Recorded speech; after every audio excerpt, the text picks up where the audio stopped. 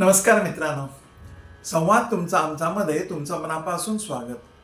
परमहंस परिव्राजकाचार्य श्रीमद वासुदेवानंद सरस्वती स्वामी महाराजांच्या चरणी नतमस्तक.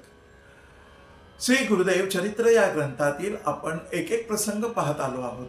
त्यातीलच आणखी एक प्रसंग आता आपण पाहणार आहोत. चला तर मग येत आहे ना. हरिओम. सनावत येथून सर्व मंडळींना आपापल्या स्थानी जाण्यास महाराजांनी आज्ञा करून महाराज पुढे निघाले.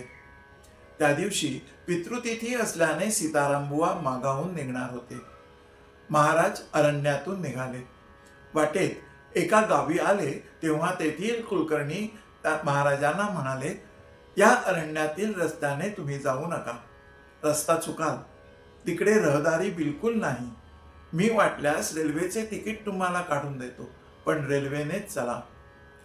पण महाराजांनी ते मान्य न करता ते त्या अरण्यातूनच निघाले. रस्त्यात एक जंगली मनुष्य त्यांना भेटला. त्याने विचारले, तुम्ही कुठे जाणार? कुठून आलात? एकटेच का चालला आहात? असे हिंदी भाषेत तो त्यांना महाराजांना विचारत होता. महाराजांनी मराठीतूनच त्याला सर्व प्रश्नांची उत्तरे दिली. तेव्हा तो म्हणाला, मला याच रस्त्याने जायचे आहे, तेव्हा माझ्याबरोबर या, मी तुम्हाला रस्ता दाखवतो. असे म्हणत तो मनुष्य पुढे चालत होता. महाराज त्याच्या पाठोपाठ चालत होते. याप्रमाणे थोड्याच वेळात एका गावाजवळ त्या माणसाने महाराजांना आणून सोडले व म्हणाला, स्नान करून या गावातच भिक्षा करा. असे सांगून तो दिसेनासाच झाला. नंतर महाराज गावात गेले. त्यांना मंडळींनी कुठून आलात असे विचारता महाराज म्हणाले, मी या अरण्याच्या रस्त्याने एकटेच सकाळी निघून 1:30 प्रहारात येथे पोहोचलो आहे. एका मनुष्याने मला रस्ता दाखवला म्हणून मी इथपर्यंत पोहोचलो. असे महाराजांचे म्हणणे ऐकून सर्वच आश्चर्यचकित झाले. एक दिवसातही जो मार्ग संपणारा नव्हता तो एका प्रहारात संपवून महाराज तेथे पोहोचलेले होते, हे मोठे आश्चर्यच होते. सर्वांना आश्चर्यच वाटत होते. पुढे त्या गावात भिक्षा करून महाराज पुन्हा जंगलातील रस्त्याने पुढे निघाले. थोडेसे पुढे गेल्यावर वयाने लहान तेजपुंज असा एक मनुष्य महाराजांना भेटला. त्याने महाराजांना आपल्या झोपडीत बोलावून तो भाकरी देऊ लागला. महाराज त्याला म्हणाले, आपण भिक्षेशिवाय काहीही घेत नाही आणि भिक्षाही सुद्धा मी ब्राह्मणाशिवाय इतरत्र कुठेही घेत नाही. ते महाराजांचे बोलणे ऐकून तो मनुष्य म्हणाला, अजून आपला द्वैत भाव गेलेला दिसत नाही. महाराज एवढेच म्हणाले, श्री दत्तप्रभूंच्या आज्ञेबाहेर मला जाता येत नाही आणि मी जातही नाही. याप्रमाणे बोलून आणखी काही त्याच्या प्रश्नांची उत्तरे दिल्यावर तो मनुष्य गुप्त झाला. पुढे एका गावी कल्याणजी नावाच्या माणसाचा मुलगा फार आजारी पडलेला होता. तो लवकरच मरणार अशी स्थिती सर्वांना दिसत होती. म्हणून कल्याणजीने जाऊन महाराजांना हा वृत्तांत सांगितला. ते ऐकून महाराजांनी त्या मुलाकरता एक यंत्र लिहून दिले. ते गळ्यात बांधताच तो मुलगा पूर्ण बरा झाला. पुढे ते यंत्र हरवून गेले. तेव्हा मुलाला पुन्हा ताप येऊ लागला. पुन्हा तो महाराजांकडे येऊन त्यांच्याकडनं पुन्हा नवीन यंत्र घेऊन गेला आणि तो बांधताच ताप नाहीसा झाला.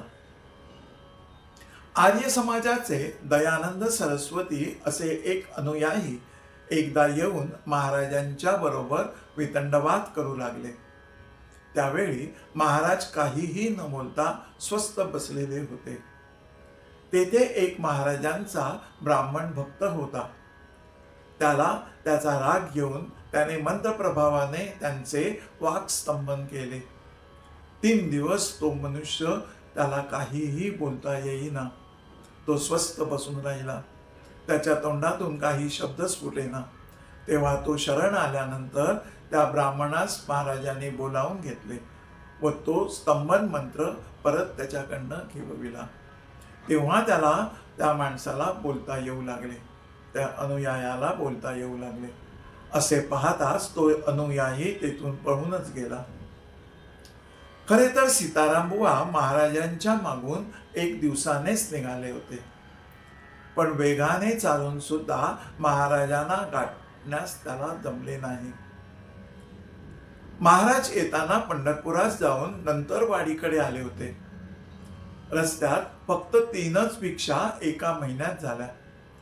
सनावदे गावाहून निघाल्यानंतर तापीच्या तीरावर एक भिक्षा झाली, दुसरी मार्गातील एका गावात झाली व तिसरी पंढरपुरात. बाकीचे दिवस तर नुसता महाराजांनी जलाहार केला होता. भाद्रपद कृष्ण चतुर्थीस सनावदे मुक्कामाहून निघून अश्विन शुद्ध षष्टीमध्ये नरसोबा वाडीस महाराज येऊन पोचले होते. पंढरपुराहून नरसोबाची वाडी 80 ते 90 मैल असून हा प्रवास फक्त एका दिवसातच महाराजांनी पार पाडला होता. पंढरपुरी आश्विन वद्य पंचमीस दुपारी भिक्षा करून ते निघाले, ते अश्विन कृष्ण षष्टीस दुपारी वाडीस येऊन पोचले होते. यातूनच महाराजांची दिव्यत्वाची ओळख मिळते. महाराज पूर्णत्वाला गेलेले एक योगी पुरुष होते. खरे तर काही जणांमध्ये इतरांपेक्षा आपण खूप वेगळे आहोत अशी कपोल भावना निर्माण झालेली असते आणि तेच वाद घालण्याकरता तत्पर असतात. लक्षात घ्या, आपल्यापेक्षा दुसरा कोणी शहाणा असेल हे ते लक्षातच घेत नाही. जे साधक आपल्या सद्गुरूंना पूर्णपणे ओळखतात, ज्यांना सद्गुरूंची पूर्ण कल्पना आलेली असते, त्यांना ज्ञान शिकण्याची मुळीच इच्छा होत नाही. असे साधक ज्ञान हे दुय्यम गोष्टी समजतात. अतिंद्रिय असलेल्या अनेक शक्ती त्यांच्या समवेत सहजपणे नांदत असतात. तो साधक अंधारात असून सुद्धा प्रकाशमान असतो व अज्ञानी असून सुद्धा पूर्ण ज्ञानाने भरलेला असतो. तेच त्यांच्या नकळत ओसांडून वाहत असते, पण ते आपलं नाहीच असं समजून आपल्या सद्गुरूंकडे ते पाहत असतात. अशा साधकांना दिशाही माहीत नसते. आपण कोण याची कल्पना ते करूनच घेत नसतात मुळी, व समाजात असून सुद्धा नसल्यासारखेच वावरतात. परंतु अशा साधकांकडे आपण मात्र केवळ स्वतःच्या व्यवहारासाठीच जातो, स्वतःच्या हिताकरताच जातो आणि आपण स्वतःच्या हिताकरता तेवढेच त्यांच्याकडे मागत असतो. परंतु असे हे अद्वितीय व्यक्तिमत्व असलेले साधक कधी काहीच मात्र भेटत असतात हो, क्वचितच आढळत असतात. त्यांच्यापासून ज्ञान शिकण्याची अपेक्षा आपण धरावी, कारण तेच खरे योगी असतात. दिव्यत्वाची साक्षता येथेच आपल्याला मिळत असते. अशा योगी पुरुषांकडून उपासनेचे मार्गदर्शन झाले की आपल्या बुद्धीने त्या हे चांगले आहे, हे बरोबर नाही असे मात्र विकार मनात न आणता त्यांच्याकडून मिळालेलं ज्ञान हे ग्रहण करीत राहावं. आपल्या बुद्धीने ते काही फेरफार कधीच करू नये. त्या उपासनेच्या मार्गावरून त्यांनी आपण चालतच राहावं. उपासना क्लेश न करता, फाटे न पडता आपण करीतच राहावी. सर्व भार त्या परमेश्वरावर सोडावा. त्याला आपली काळजी इतकी असते तेवढी काळजी दुसऱ्या कोणालाच नसते. हे फार महत्वाचं आहे आणि हेच लक्षात घ्या. सद्गुरू परमेश्वर फार मोठा दयाळू व कृपाळू आहे हो. त्याचं नेहमी स्मरण करा, त्याला नेहमीच शरण द्या आणि त्यांच्याकडनं नेहमीच ज्ञान ग्रहण करा. असो, आपण इथेच थांबू आणि पुन्हा भेटू पुढल्या एका प्रसंगात. गुरुदेव दत्त.